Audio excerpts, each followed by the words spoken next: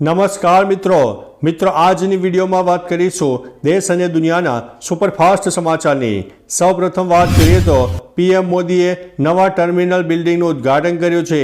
PM મોદીએ ગઈકાલે તામિલનાડુમાં તિરુચિરાપલ્લી ખાતે ઇન્ટરનેશનલ એરપોર્ટના નવા ટર્મિનલ બિલ્ડિંગનું ઉદ્ઘાટન કર્યું છે। આ બિલ્ડિંગ બનાવવામાં રૂપિયા 1100 કરોડનો ખર્ચ થયો છે। આ પહેલાં પીએમ મોદીએ ભારતીદાસન યુનિવર્સિટીના 38મા દીક્ષાંત સમારોહમાં હાજરી આપી હતી અને ગોલ્ડ મેડલ વિજેતાનું વિદ્યાર્થીઓનું સન્માન કર્યું હતું। પીએમ મોદીએ 19,850 કરોડ રૂપિયાથી વધુના વિકાસ કાર્યોનું ઉદ્ઘાટન કર્યું છે। અન્ય મહત્વના સમાચારની વાત કરીએ તો ગુજરાતમાં શાકભાજીના ભાવ ઘટ્યા છે। હાલ અનેક રાજ્યમાં ટ્રક ચાલકો દ્વારા હડતાલ કરવામાં આવી છે।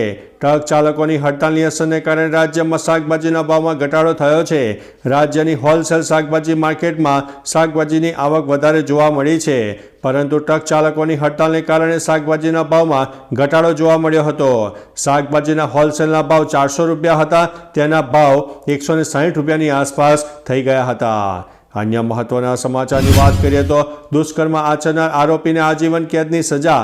વડોદરામાં 16 વર્ષીય સગીરાને લગ્નની લાલચ આપીને અવારનવાર દુષ્કર્મ આચરનાર આરોપીને કોર્ટે આજીવન કેદની સજા ફટકારી છે।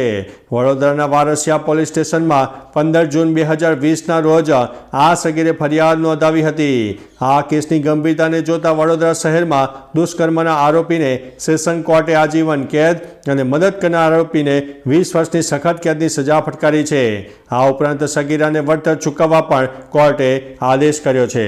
તો ચાલો મિત્રો, ફરીથી દેશ અને દુનિયાના સુપરફાસ્ટ સમાચાર લઈને મળતા રહીશો। ત્યાં સુધી અમને રજા આપશો। નમસ્તે।